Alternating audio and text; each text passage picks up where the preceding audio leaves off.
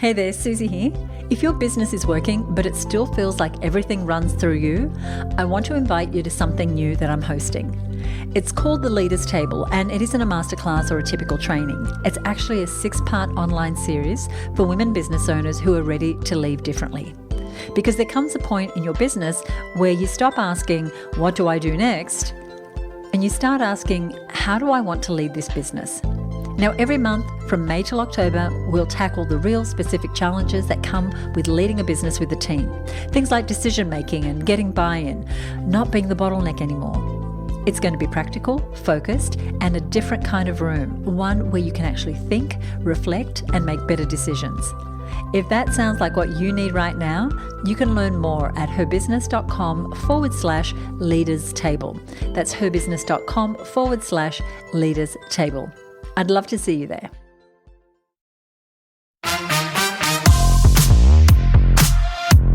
Hi and welcome to the Her Business podcast. I'm Suzi Dafnis. I'm the CEO at Her Business. And if you've been focusing on your SEO, building your audience and showing up consistently online, you might assume that your business is visible. People can find you. But here's the shift. Visibility is changing. Your ideal clients aren't just Googling anymore. They're asking AI tools like ChatGPT, Gemini, Claude, who to trust, who to hire, who to learn from. And instead of a list of options, they're often getting just one answer. So the question becomes, are you showing up in that answer? Now, in this episode, you're going to learn why being great at what you do is no longer enough. And you're going to hear how AI actually decides who to include in their search results. And there are 3 signals that we're going to talk about. They're clarity, consistency, and corroboration. We're going to explain what we mean. And these 3 signals determine whether your business gets seen or overlooked. We're also going to share a simple way to audit your current visibility so that you can see exactly what AI already knows about you. This is going to be so informative. And it's going to show you what needs to change. This is a really powerful conversation if you want to stay relevant and competitive and visible in this crazy fast-moving landscape. I'm going to be joined by AI strategist Loren Bartley, talking about what it really takes to be visible in AI search. Now, Loren is an AI marketing educator, and she works with service-based businesses who are DIYing their marketing, teaching them how to increase their profitability through the power of AI-enhanced marketing. And she has become a trusted source that small business owners turn to for practical and jargon-free, that's really important, AI-enhanced marketing advice. So let's go ahead and dive in. Hey, Loren, welcome to the show. It's great to be here, Suzi. I am so excited. I've been watching you from a distance over the last more than a year now, becoming the go-to person for all things AI. And so I'm very excited about our topic today because it speaks to something I'm very passionate about, and that is women's visibility. So I'm going to kick off by asking this. Now, I understand that you believe that there's actually a fundamental shift happening in how people find experts, thought leaders online. Can you walk us through what has changed and why it matters that we get on top of this right now? Yeah. Well, first of all, Suzi, it hasn't been from a distance. It's been up close. And I love that I get to work with you so closely in so many different ways. And I'm excited that I'm on the podcast in particular today.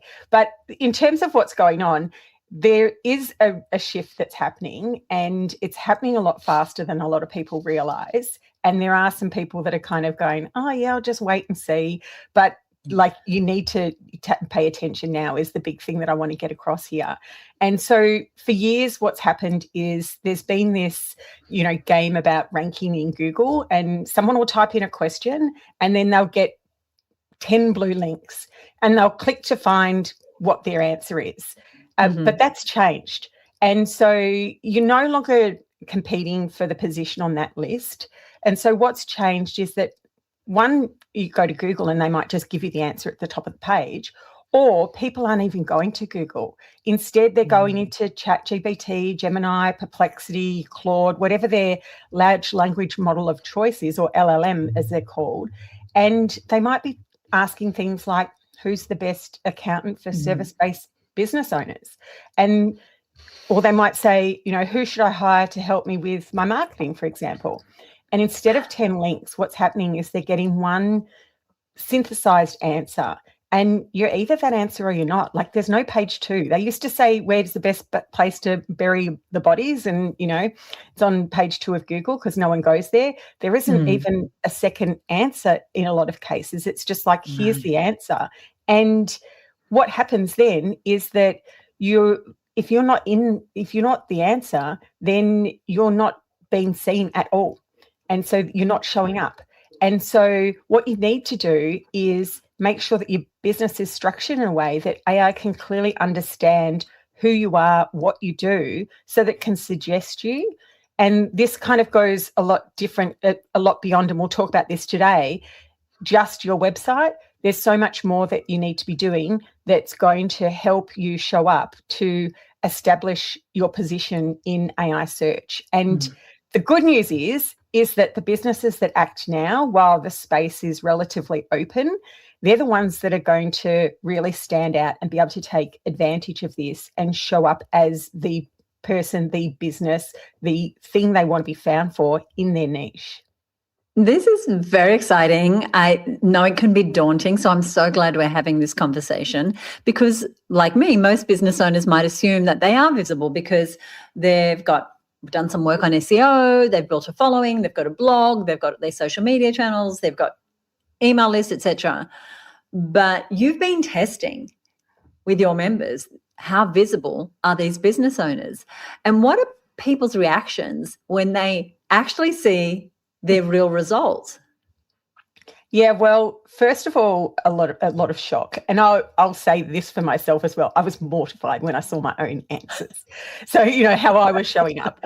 But then I'm going to tell you there can be relief at the end of that, and I'll explain why in a moment. But so what happens is most business owners, as you've just mentioned, they've put a lot of effort into building their digital presence. So they've got a website, they're on social media, they've done some SEO work, and maybe they've got, a strong email list, those types of things. So they kind of feel that, oh yeah, I'm doing a good job. But when they go and ask ChatGPT, like, who is your name in your particular business, sometimes the answer doesn't mention them at all, which can be quite demoralizing, or it might describe them in a way that's completely out of date.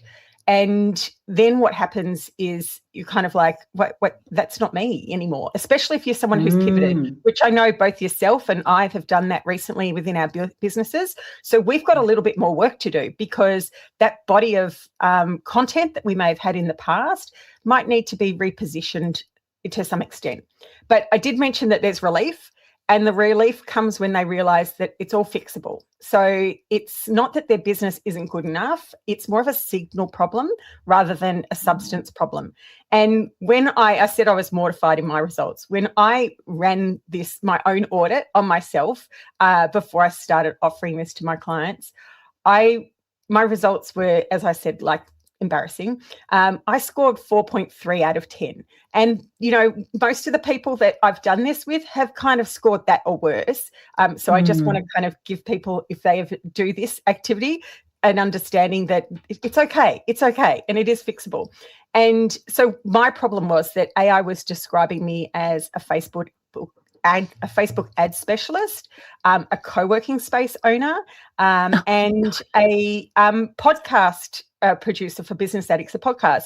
And all of those three things they're accurate about me a few years ago, but I've been moving away from all of them. No longer have the co-working space, no longer active on the podcast, and I've pivoted more towards, teaching AI for small businesses.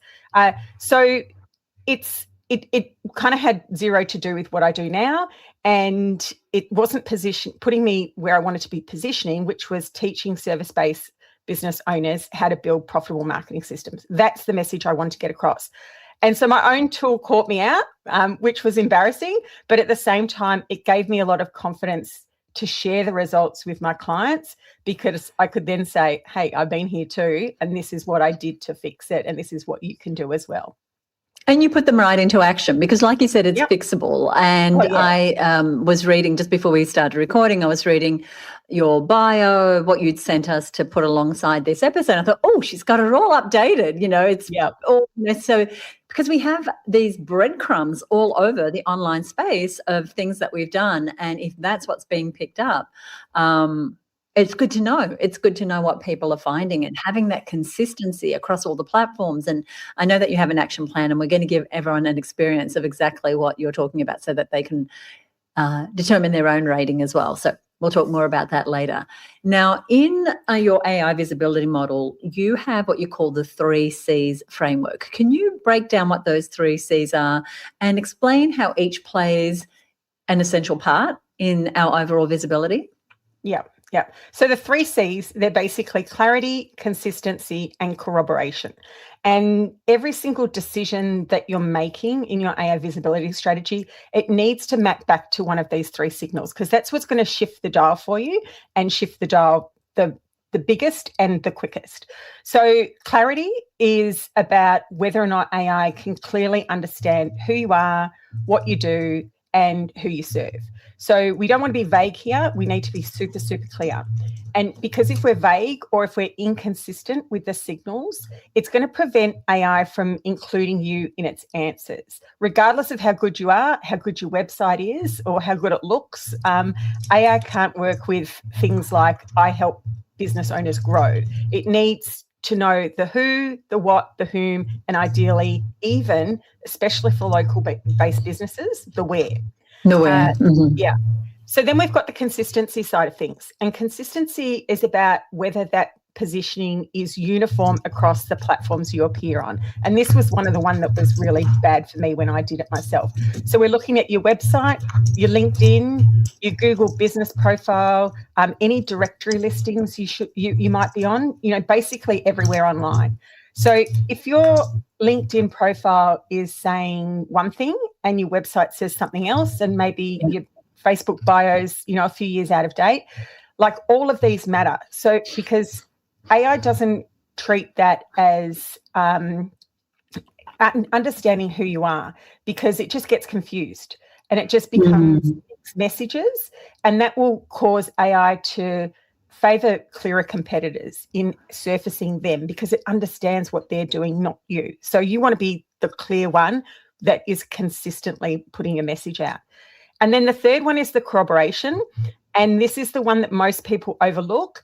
And it's the one that differs the most from the traditional SEO way. And this is where, does AI have enough evidence from trusted third-party sources to confidently recommend you as what you're looking to be positioned as?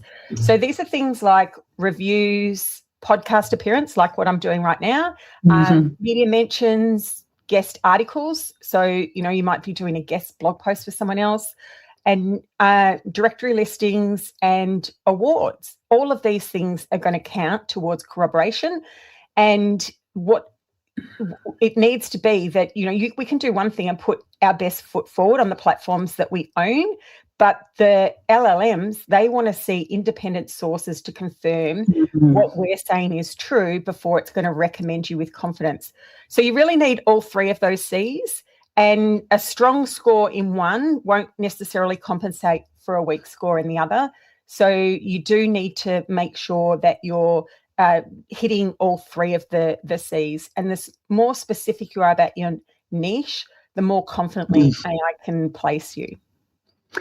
I have been going on about being very specific about your audience for about 1 million years, as you know, and this is just another reason to get really specific. If you want to be found, people need to know who you're for and who you're not for, rather than being wishy-washy in every way. And when I look at those 3 C's, clarity, consistency, corroboration, and I did the audit that we're going to give people access to, corroboration was easy peasy for me. I've been around for a long time. There's lots of articles. There's lots of authority out there. And clarity, because like you said, I've changed who my who is and what I want to be known for. That one was pretty good, but the consistency was finding all those places and making them consistent across web, LinkedIn, Google. So I haven't done Google directory. So now that you mentioned it, I'm going to go do that. And making sure it's all consistent. And I love it, love it, love it, love it. And like you said, being really strong in one. So for me, corroboration doesn't matter if the others aren't equally strong and rating well. It's there's a quote I heard from you, which is that being a generalist actually makes you invisible to AI. And we were just talking a little bit about niche. I think so many business owners try to appeal to a broad audience because I think that is where the money is, and they actually avoid niching down. But as you and I know, being very specific makes you the go-to person for your ideal client. I don't know if there's more that we can say about that, but is there more that you could say on why this matters more now with AI than ever before, that we do get specific? Definitely. And I have to say, Suzi, I know you've been banging on about this for years, and I've resisted this myself. So this is something I've personally struggled with over the years. And because I know a lot, I can do a lot, I can help a lot of people, but nobody's going to ask AI for someone like that. I had to make a real shift myself from the old way of thinking. And really, it's something, as you mentioned, I should have done this years ago, but it wasn't until I really did my own AI visibility audit that I went, come on, Loren, it's time. So it kind of gave me the kick up the butt that I needed. So I had the similar instinct that most business owners would have, and that is that, I want to cast a wide net. I was thinking the more people I can appeal to like the more clients I can get in. But in a way, with the way that traditional search marketing used to work, you could at least be seen by a lot of different people, even if your message was a generic one. But with AI, it changes completely, because when AI is asked to recommend someone specific with a specific problem, it looks for the cleanest and clearest, most specific signal that's particular person or a business that owns that topic. And so if your message is really broad, then AI can't file you under the right category. So I like to think of it like trying to find a book in a library that isn't shelved in the right section. That's what you're effectively doing. So if you're consistently putting out the same messages, then it's going to be really easy for AI tools to find you. So for me, like, I had to really hone in my own positioning, and now I help service-based business owners in Australia provide, I can't even say it right. I help service-based business owners in Australia build profitable marketing systems using AI. That's my positioning. And so then I had to go and make sure that that was reflected across everything else that is online, as we mentioned just before. And that specificity is what AI needs to confidently source you as the right conversation. And so that's the big change that you need to do, get really deep on that. And I know you help people do that with their connection statement. So that is, if someone's got a connection statement, this is really going to help you position yourself, as long as you're being consistent in how you're sharing that across all of the different platforms. Thank you for mentioning the connection statement. For those listening who are members of Her Business, you know what that is. It's our way to make sure that you get known, liked, and trusted anywhere you are, because people really get what you do, who you do it for, how you do it, and how they can work with you. And if you're new to that, in the show notes, I will put a link with an explanation, because I agree, it's a very succinct 1 to 2 sentence way to explain what you do, just like Loren just did in telling us about her new positioning statement. And that is what you want to be repeating over and over. And you might think, oh my gosh, but what if I get it wrong? And here's what I want to say. Most decisions are reversible. And sometimes we just don't take the leap in case we make a mistake. And my thing is, go out, like, choose. And this is, I can't say this enough. Choose who you're for and who you're not for. And again, if you need resources, tap us on the shoulder, because we can help you drill that down to someone specific who's the right person for you. That's who you want to find you when they're searching for a solution that only you can provide. Now, I want to talk about SEO, because we mentioned earlier, people might think, gosh, I finally nailed down my SEO. I paid that consultant lots of money. How do I now switch to AI visibility? Yeah. Okay. Do we need to choose one over the other? Can they work together? Can we leverage both? Yeah, definitely. Definitely. So you don't need to choose. So, and anyone who tells you that SEO is dead, like they're fully overstating that. So SEO still matters. So the good news is that all that work you've done and all that money you've paid for hasn't gone to waste. But the thing is that it's no longer sufficient on its own. So that's the important distinction to make there. And so what we need to do is not abandon SEO. We just need to add a new layer on top of it. And often you might hear it called generative engine optimization, or answer engine optimization, or GEO, AEO. The industry hasn't quite landed on what they want to call it yet. So because it's still an emerging discipline.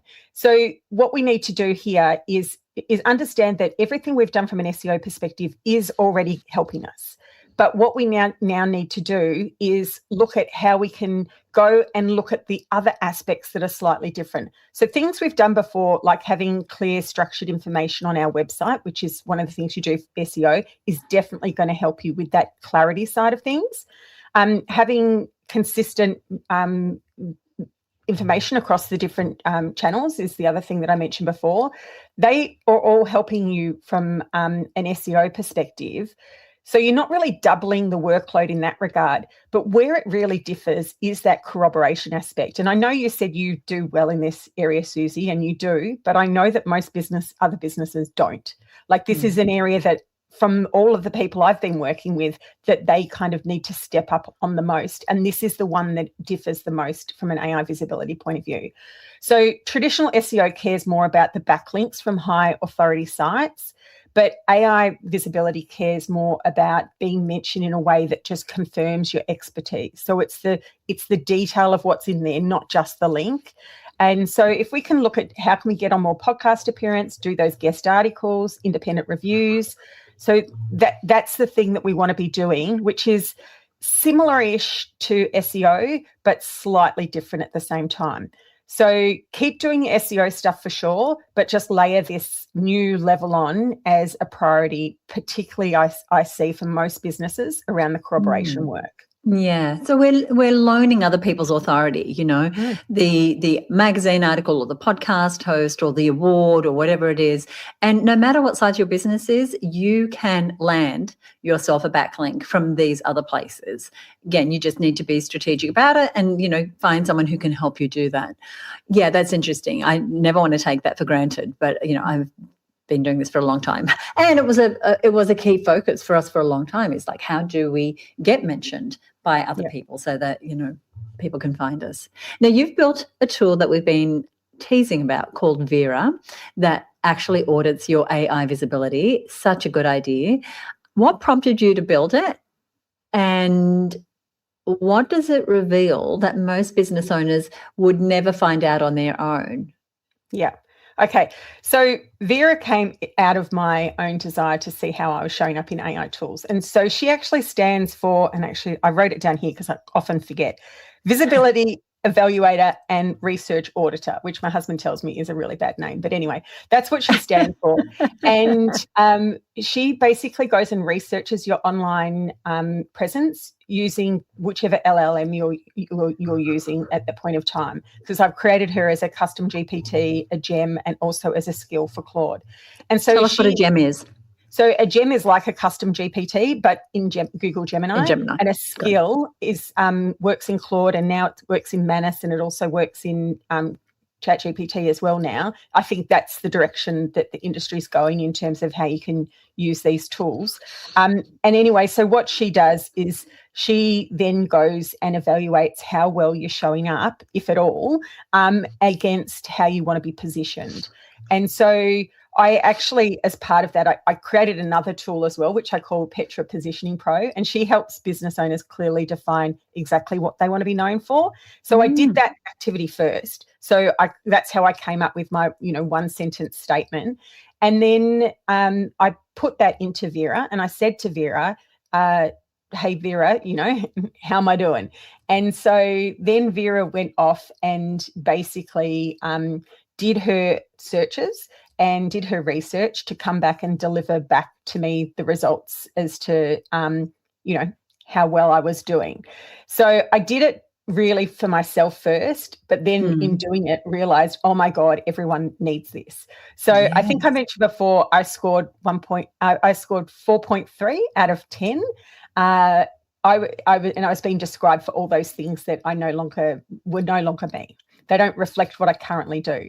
So because I realized that, this is not great for me, I was like, I know what I'm doing. Like, I work in this space. If I'm getting this wrong, then so many other businesses must be. And how would you guys know where to look for it? So that's why I decided to share this with others to help them discover where they might be missing the mark. And so what she actually does is she runs a structured evidence-based audit across those three signals. So across the clarity, the consistency, and the corroboration. And then she produces a specific AI visibility action plan. And that's what you mentioned before. And I think that's where the real gold comes. So she doesn't give you like a vague recommendations that are the recommendations for everyone. I mean, I've given vague recommendations by just mentioning those 3 C's, but she says specifically to you, these are the actual things that you need to fix. This is the priority order, and here's some quick wins that you can act on immediately, alongside a 90-day visibility build. So these are the things that will, work well for you now, and this is what you need to do down the track. So I think that's where the real power comes, because, we don't know what we don't know. And I thought I would probably rank pretty good, but hey, I didn't. So that's where we need to kind of narrow that gap between what we assume and what the reality is, especially if you've evolved over recent years, which was my case. Right. And once you have the reality, you've got the 90-day action plan, you can turn all that around, which is great. So we're going to give you a link to this tool in our show notes. I'm going to mention the URL now, but there's, it can be hard because you might be walking the dog or you're at the gym or wherever you are. So I'll tell you where you can find it later. So it's at Impactivate, impactivate8.com.au/Vera, VERA. And remember, if you're on the go, don't worry, I'm going to put that in the show notes. I'll tell you where they are in just a moment. And as we've mentioned a couple of times, I've been repositioning myself over the last 18 months, and more specifically in the last few months. And I ran this audit on myself, and it was really interesting for it to point out to me what AI thinks I do, because again, I've been doing, like you, lots of different things over many, many years. And so it's just been a really great awareness, so that I then know what action I can take to get very specific, so that when people are looking for someone who offers something I do, then I'm going to show up. So we're going to give you that. So someone listening who wants to check their visibility, we're going to get them to do the mini audit that you have. Is there anything else you would suggest before they start revamping their website and changing everything?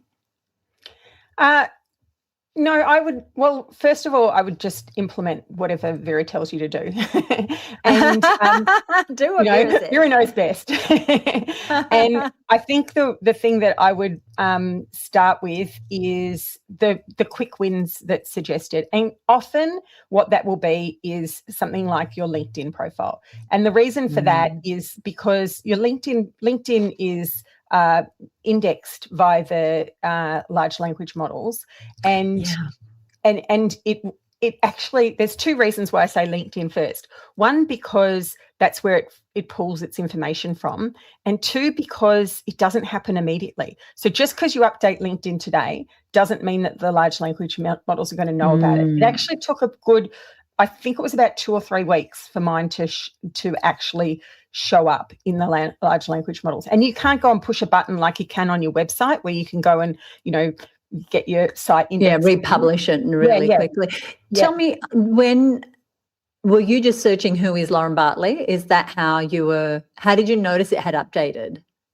So how I noticed it hadn't updated was when I first ran Vera, I'd already updated LinkedIn first time, and then it came back and it pulled all the old LinkedIn data, and I'm like, hang on a second, that's not right. But then I ran Vera again another 4 weeks later, which is what I would recommend people do. So make the changes and then come back about a month later and so it's got a bit of time for these things to happen, and then run it again and see how you go. And I actually improved considerably, which was the good news too. So I went from, so my clarity was 5, it moved to 6. My consistency was 4, it moved to 5. And my corroboration was 4, and it moved to 6. So, that's great. And these are out of 10, right? Yeah, these are out of 10. Yeah. So I think that gave me a 5. Oh, I should have done the maths on it. It was like a 5. I moved up to 5.3, I think it was, that I moved up to. On average across the 3, got it. Across the 3, yeah. Yeah, so, great. Yeah, definitely go in and look at those things that can give you the quick wins, which is updating all of that initial how you show up stuff, and then we need to go back and do the deeper work. So one of the things I'm doing at the moment, and I'm calling it burying the bodies. So I don't believe we should, kill off our old content. Instead, let's just bury them alive, is my thoughts on that. So I'm in the process of creating a blog post every other day at the moment, so that my blog role is actually now more AI focused and burying the old content. And then when I feel that I've got sufficient body of that content there, I may go back and look at some of my old content that's still driving a lot of traffic and see how I can reposition that towards more of what I do. But I didn't start there. I start there with the new content because, again, fresh content is favoured. So that's another thing that I would say there. I love that. I love that you made that point, because I'm about to ask you about that. Because now that you have this new positioning, this is for everybody listening, then you start talking about that more and more. So your newsletters, your blog, your LinkedIn articles, your LinkedIn posts, all of that becomes around this central idea of what you do. This is what it means to niche and be really, really clear about who you're for. And I like that strategy, is you building the new content. Then you might go back and you might change some content that is already well optimized, or you might retire it. But you're starting by just being really prolific in messaging around that. I'm doing the same thing with LinkedIn. I'm doing a post every day based on this new content and a weekly newsletter. And you mentioned LinkedIn. I want to mention to everybody, you may not be aware, but if you Google yourself, your LinkedIn profile is going to show up pretty high on the list. It just does. And so you want to make sure that whatever the truncated, and by that I mean the shortened description that pops up when you Google or search in AI, you want to make sure that's accurate. And so there's going to be multiple. LinkedIn is tricky. There are so many places that you need to update when you are updating things. There's your there's your about, there's your history, there's the little bio line, etc. So I spent an afternoon a couple of weeks ago just trawling through it and go, oh my gosh, that needs to change. That needs to change. So bit of homework for you. And interesting you say that, because I created another tool which I call Page Platform Positioner, and she actually goes and tells you how to change your positioning based on all of the different platforms and the requirements, knowing all of the actual character limits. And it doesn't do it for all of them, because obviously, so I had her business profile and I haven't built that into that. But then it asks you, it says, oh, we've also found you on these places. What's the requirements? So I punched into it. This is what I need for these are the questions they ask in her business profile, and then it gave me the answers that I could cut and paste across. So we can use AI to assist us with all of this. And even when you were saying before, I was saying before, like I'm, posting a blog post, every other day at the moment. People might go, oh my God, I could never do that. You can using AI tools. So that's the thing we need to understand, that we can this like repositioning ourselves. If we were trying to do this, 3 years ago, this would be a hard task. It's not such a hard task these days. And so you definitely want to check out what Loren's doing inside of her membership, the programs she runs, if you want help in this area. Now, here at Her Business, we follow this idea of attract, convert, and keeping your ideal clients. So by that, I mean, we're always inviting women to attract their ideal clients by being very specific and having the clarity you talked about, driving conversion with funnels and specific sales activity, and then putting in place systems to keep their clients coming back. It's also something we teach here on the show. Now, I think that AI showing up is a great attraction strategy, but do you think it also impacts conversion and our ability to get clients spending with us again and again? Yeah, so in terms of that initial conversion side of things, it definitely helps. Because when AI recommends you specifically, when someone might say, who should I talk to in regards to whatever you do, if your name comes up, you're arriving into that initial conversation with a level of credibility that's really hard to manufacture through other traditional advertising methods. It was interesting. I was out presenting on AI last night, actually, at an event, and one of the people I was talking to was telling me how much they're in love with ChatGPT, because we're having the ChatGPT Claude conversation. Yeah. And she's like, oh, I just don't think I could leave Chat, Chat and I, we just, we've formed this relationship. And it was so interesting to hear. And this is how strongly people are feeling towards their LLM of choice these days. So when that LLM says to you, whether it be ChatGPT or Claude, you need to speak to Suzi, they're going to speak to Suzi because they trust, even though it can hallucinate and do all these other weird and wonderful things, we still really trust it.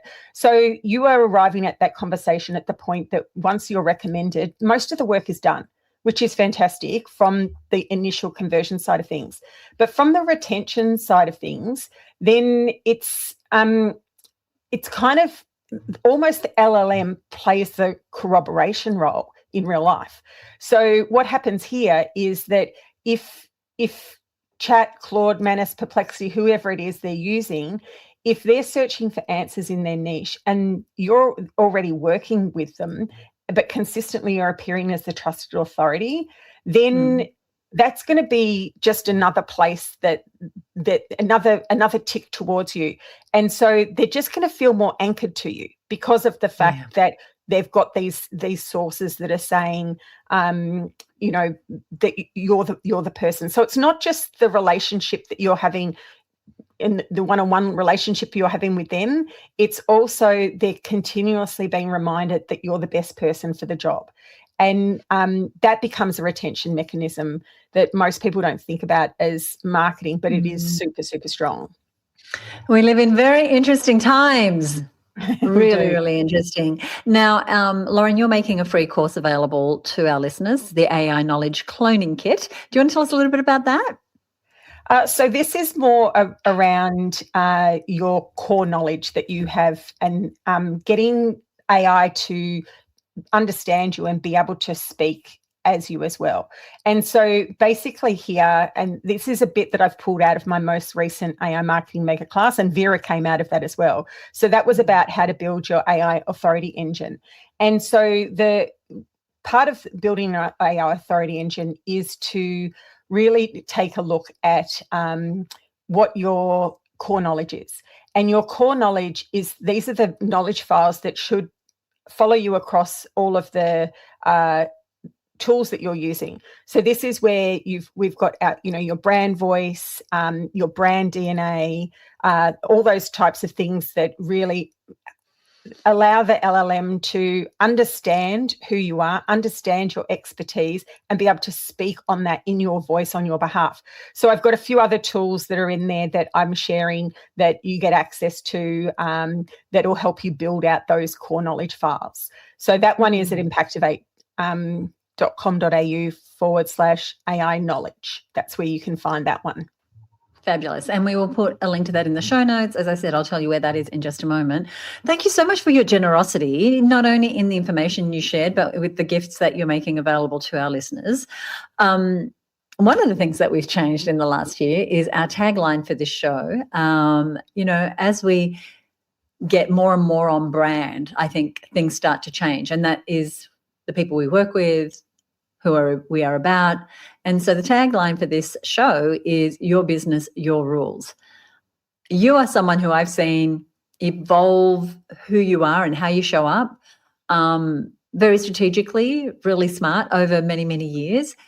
You definitely play by your rules. So when you hear your business, your rules, what does that mean for you in your business? So it's very much about running a business that supports my life, not the other way around. And you'll know, Suzi, like I love to travel. I, I love to get on a plane and be able to go and watch my husband run at the Cape Town Marathon, which we're doing in a month's time. In a couple of weeks' time, I'm going to AI Business World, which I'll be speaking at, which is so cool as well. I do parkrun tourism every weekend. So often down tools Friday, if I pick them up at all, and I'll go to somewhere in Victoria to do some sort of parkrun tourism. I can do those things because I've built the business on my terms in a way that it's going to work for me. And my eventual plan is that I actually want to get an RV and travel around Australia and be able to work on the road. I've been unable to do that because kids at school, but my daughter's in year 12 this year. And also my husband's had a job that's been a bit more restricted as to where he can work, but that's all changing too. So I'm hoping that next year I'll be able to live a bit more of a location independent life, which would be fantastic for me. So I've been there and done that, scaled up the agency to 20 people. I've had a physical premises. I've had all those types of things, which were at their peak, hugely profitable, but they didn't light me up in the way that what I'm doing now does. And that's a real important thing, and didn't give me the freedom that what I'm doing now does either. And so that's really important to me. Thank you so much. Thank you so much. I adore you, as you know. I want to thank you so much for being here. Right back at you, Suzi. Thanks. It's been lovely. If this episode has you thinking differently about your visibility, you are not alone. I loved this conversation with Loren. And this shift to AI-powered search is happening really quickly. And as Loren said, it's not about starting from scratch. It's about strengthening the signals that you are already sending so that AI can clearly understand and confidently recommend you. So your next step is simple, and that is to run an audit. Ask AI the kinds of questions your ideal clients would ask and see whether you show up and how you're described when you do. And if you want a more structured approach, Loren has created a tool called Vera, which we mentioned, that will assess your visibility across those three signals: clarity, consistency, and corroboration, and give you a practical action plan. You'll find a link to that along with Loren's AI Knowledge Cloning Kit in the show notes, which you'll find at herbusiness.com/362. Highly recommend that you pick that up and that you also check out the work that Loren is doing with business owners in this fast-changing area of AI. I also want to encourage you to check out episode 360 with Jenna Hannon of Hatter AI. In that episode, which was just a couple of shows ago, we're breaking down the differences between SEO and AEO, so search engine optimization and answer engine optimization, which is the process of structuring online content to provide direct and concise answers to user queries. What does that mean? That means answer engine optimization is this idea that people will ask AI questions and its job is to provide really concise answers to those questions. And this is why businesses doing everything right with traditional search can still be invisible to AI. And there's some great content strategies that you can use to train AI to recommend your business. So that is episode 360. We'll put the links over on the show notes page, as well as Loren's details at herbusiness.com/362. Now, if you enjoyed this episode, we would love it if you left us a rating or review on Apple Podcasts or send us a direct message. Often I'll get direct messages over on Instagram. You'll find us at herbusiness on Instagram. And on the show notes page, as well as links to Loren's information, links to the other episode that I mentioned, you'll find a summary of today's episode and links to any other resources we think might be useful. If you're new to the show, welcome, welcome. Be sure to hit follow or subscribe wherever you are listening, and I would love to hear from you. What did you discover when you looked at your AI visibility? I know I had a little bit of okay, great. Glad to know that. You can message me at herbusiness on Instagram with your thoughts.